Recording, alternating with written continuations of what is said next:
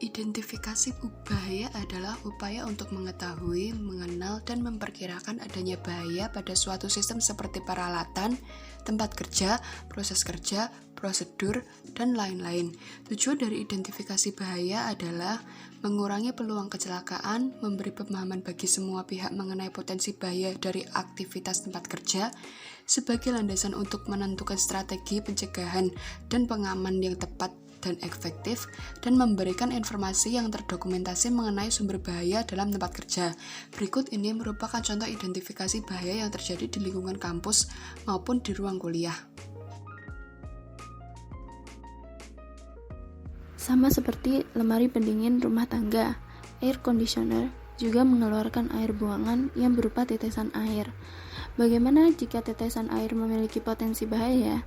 Tetesan air buangan AC yang dibuang pada lantai berisiko membahayakan orang yang melewatinya. Hal ini dikarenakan air yang menetes pada lantai memberikan efek licin. Bagi yang melewati lantai licin ini dapat terpeleset. Untuk langkah antisipasi dari risiko ini, tetesan air buangan AC tidak dibuang di dalam ruangan. Namun, air buangan AC disalurkan pada tanah, kamar mandi, atau tanaman. Di bawah pipa air buangan AC juga dapat dipasang ember penampung air buangan, namun dengan kapasitas ember yang dapat menampung banyak air. Bahaya pada tangga dapat disebabkan oleh beberapa faktor, yaitu lebar anak tangga yang sempit untuk penampakan kaki dan panjang anak tangga yang kurang sehingga menyulitkan mobilisasi saat berpapasan dengan orang lain. Selain itu, pegangan tangga dan pijakan tangga yang licin membuat orang yang lewat berisiko terpeleset. Bahaya tersebut dapat diminimalisir dengan beberapa cara, misalnya dengan memperlebar tangga bila memungkinkan. Solusi lainnya yaitu dengan memasang karet anti-slip pada anak tangga untuk mengurangi resiko terpeleset.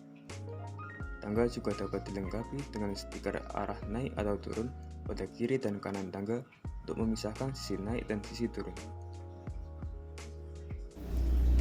Bahaya kesetrum bisa terjadi karena disebabkan oleh beberapa faktor.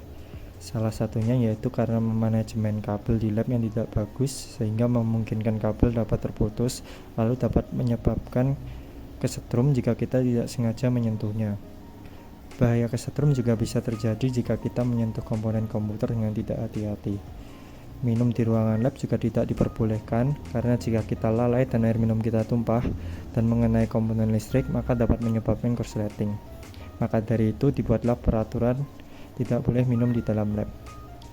Bahaya tersebut dapat diminimalisir dengan beberapa cara, yaitu dengan memanajemen kabel dengan baik. Contohnya dengan memasang cover atau pelindung terhadap kabel itu sendiri. Serta kita harus tetap berhati-hati saat menggunakan komputer atau komponen listrik.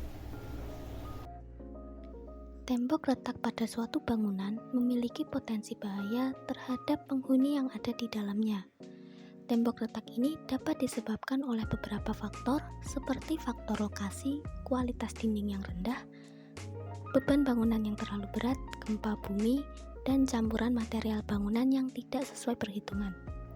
Jika tidak segera ditangani, retakan akan membesar dan dapat menyebabkan bangunan runtuh sebagian atau bahkan keseluruhan.